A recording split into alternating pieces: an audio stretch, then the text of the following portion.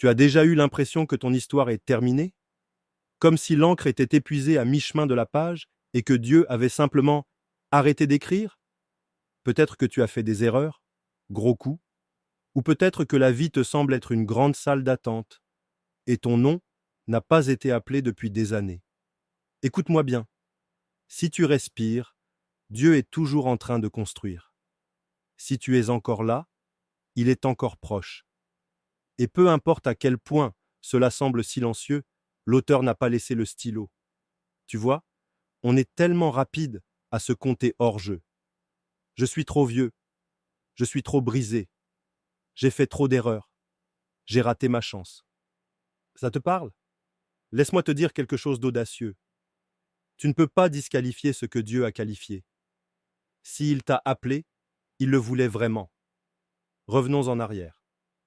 Moïse a tué un homme. David, qu'adultère. Pierre a renié Jésus 3 fois en une nuit. Et Dieu a regardé chacun d'eux et a dit, je n'ai pas fini. Je viens juste de commencer. Tu penses avoir gâché l'histoire? Dieu est le genre d'écrivain qui utilise des pages déchirées. Il se spécialise dans les rebondissements. Maintenant, peut-être que tu dis, mais je me sens coincé. Je suis au même endroit depuis des années. Laisse-moi te poser cette question. As-tu déjà cuisiné du riz sans chaleur? Exactement. Même le riz sait qu'il a besoin du feu pour se transformer. Alors peut-être que ton feu, ton combat, ta saison d'attente, peut-être que ce n'est pas une punition. Peut-être que c'est une préparation. Je sais, je sais. Ce n'est pas ce qu'on veut entendre. On veut les moments et soudains. La partie où Dieu ouvre la mer, pas la partie où on est coincé entre Pharaon et l'eau. Mais voici la vérité. Dieu fait son meilleur travail dans les espaces étroits, dans les grottes, dans les déserts, dans les prisons, dans les chambres hautes avec les portes fermées. Il apparaît quand nous n'avons plus de plan, plus de force, plus d'options. Pourquoi? Parce que quand nous sommes faibles, il est fort. Et ce n'est pas juste un verset doux pour le dimanche. C'est de la survie. C'est de l'espoir quand l'espoir semble être une blague. Tu peux avoir l'impression que rien ne se passe, mais Dieu fait plus dans ton silence que tu ne pourrais le faire avec 1000 mots.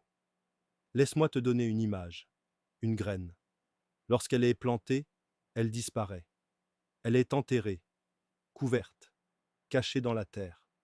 Pour le monde extérieur, elle semble morte. Mais quelque chose se passe sous la surface. Les racines se forment, la force se construit. Et un jour, de nulle part, cette graine brise la terre. Pas parce qu'elle a eu de la chance, mais parce qu'elle est restée enterrée assez longtemps pour devenir suffisamment forte. Alors, si tu es dans un endroit sombre en ce moment, ne panique pas. Ce n'est peut-être pas ta tombe, c'est peut-être ton jardin. Dieu n'a pas fini. Et au fait, qui t'a dit qu'il était trop tard? Le temps n'est pas ton maître, Dieu l'est. Il sait comment racheter chaque seconde que l'ennemi a volée.